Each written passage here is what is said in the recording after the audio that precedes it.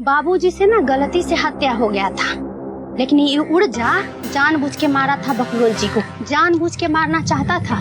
लेकिन देखिए अम्मा जी को, कैसे अम्मा जी माफ कर सकती है? हम तो उसको कभी माफ नहीं करेंगे। अब माफी करना है ना तो सिर्फ बकलोल जी का हक है माफ करने का, अम्मा जी को नहीं।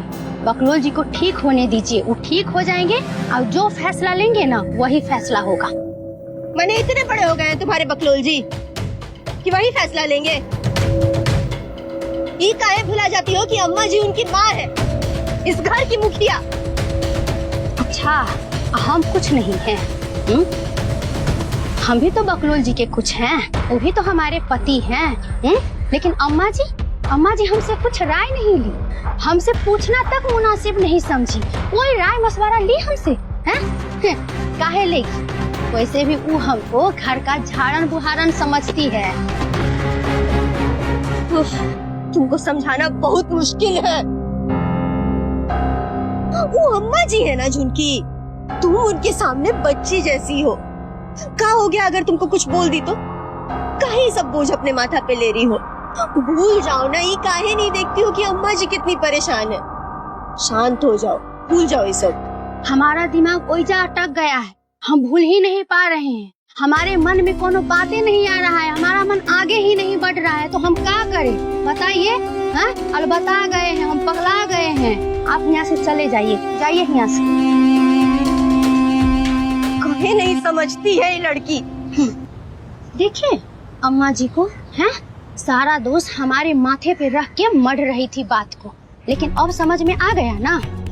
हमको क्या क्या बोलती थी, अब सगुनी हो, मनहूस हो, कुलच्छनी हो, अब समझ आया आपको सब बात?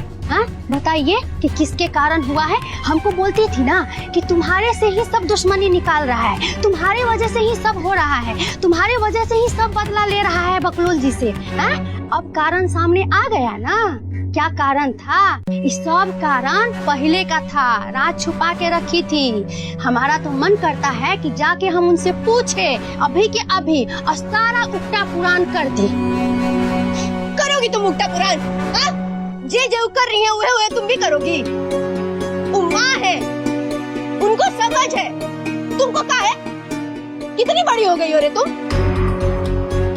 हमको कहा बैठो, ना कुछ खाओ ना कुछ पियो, बैठे रहो, यही सुखाते रहो।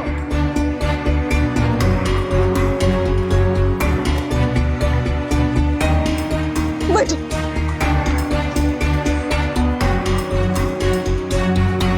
अम्मा जी माफ कर दी है ना, अम्मा जी को जो करना है करे, लेकिन हम उसको कभी माफ नहीं कर सकते हैं और ना बकलोल जी उस उर्जवा को माफ करेंगे।